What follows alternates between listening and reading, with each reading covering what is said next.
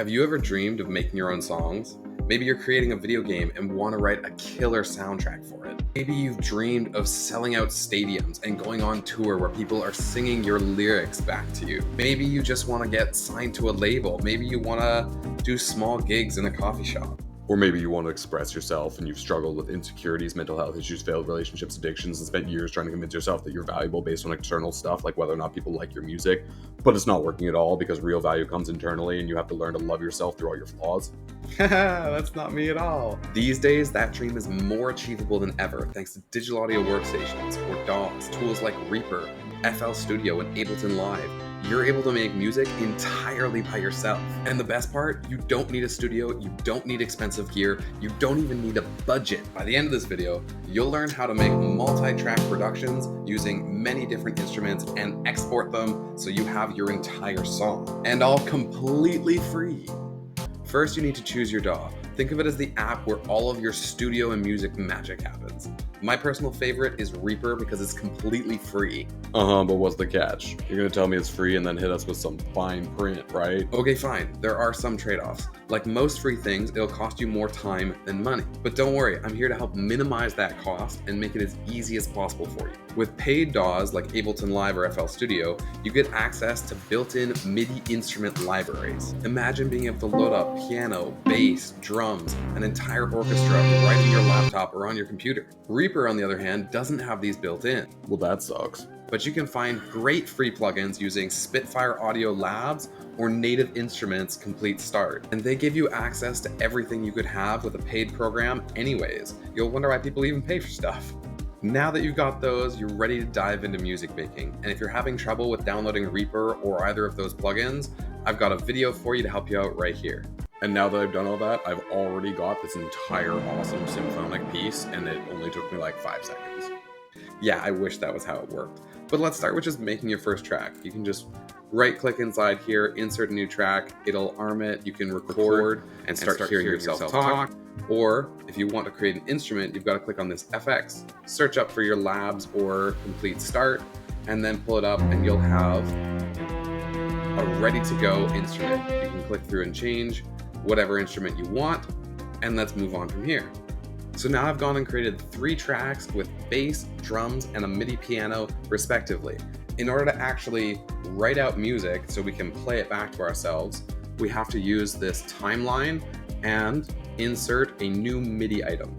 Think of this like a blank slate that you can write in notes, and as your time goes along, it'll play them back for you. Keep in mind, not every single note can be played. So if we try to play something that's beyond the range of a piano or this specific plugin, which you can see within here, it can play from this low note all the way to this highest note. So if we try to play something within that range, it'll play. If we try to go outside of it, it won't. Now you can just click and drag in notes within our bar, and then W to go back to the start and play it back for yourself. Very simple to start off, but this is entirely adjustable. You can add in more stuff. You can also make the piano loop by dragging this out further, and you can change how much of a section it goes with before it loops by dragging this right here. So now we can draw in even more notes,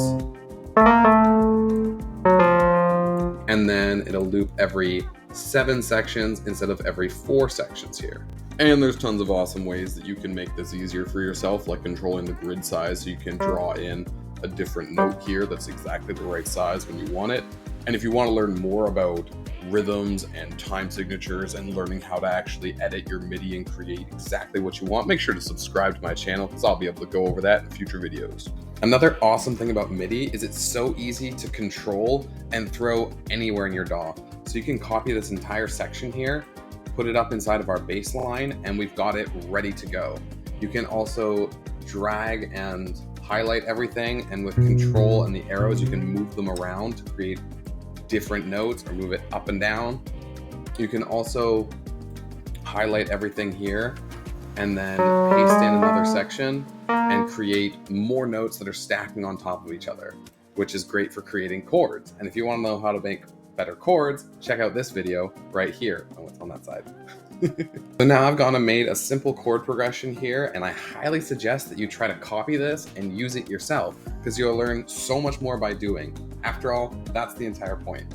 And just like that, we've got our bass line and our piano chords, and you can change the volume by clicking Control and then dragging along here so that you get different loudnesses and add more emotion and depth into your chords.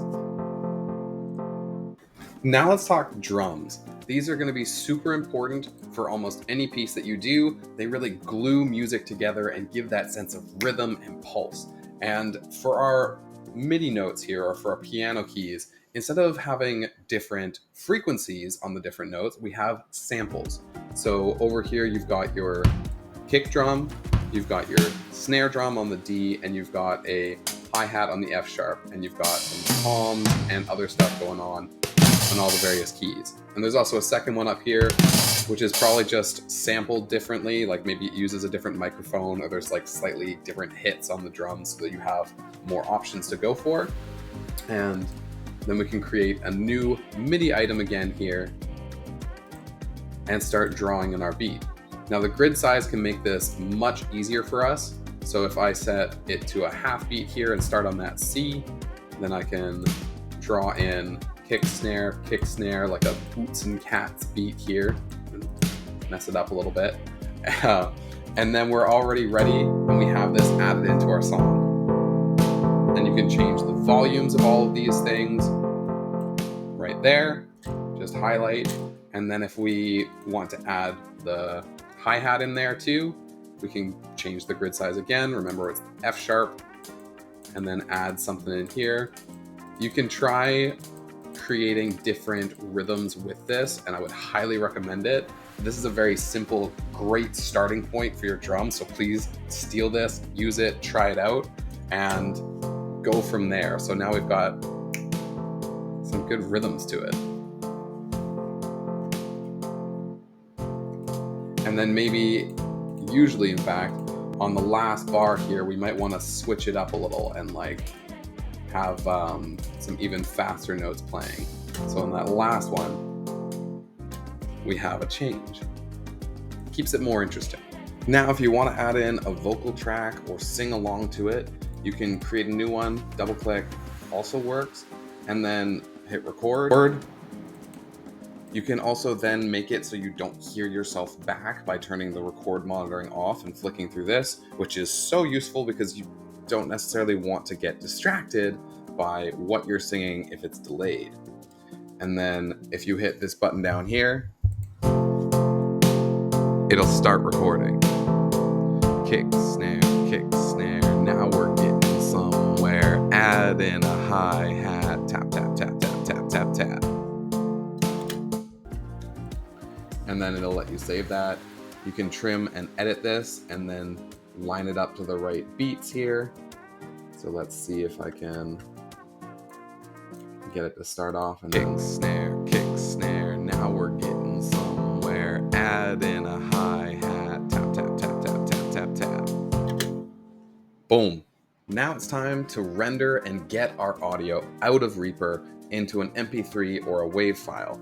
By default, it'll go until the end of your project or wherever the last thing stops, but you can also change it to get more specific timings by the selection. You just click and drag, or you can change these up here, and when you render it, it'll give you options for either the entire project or just the time selection.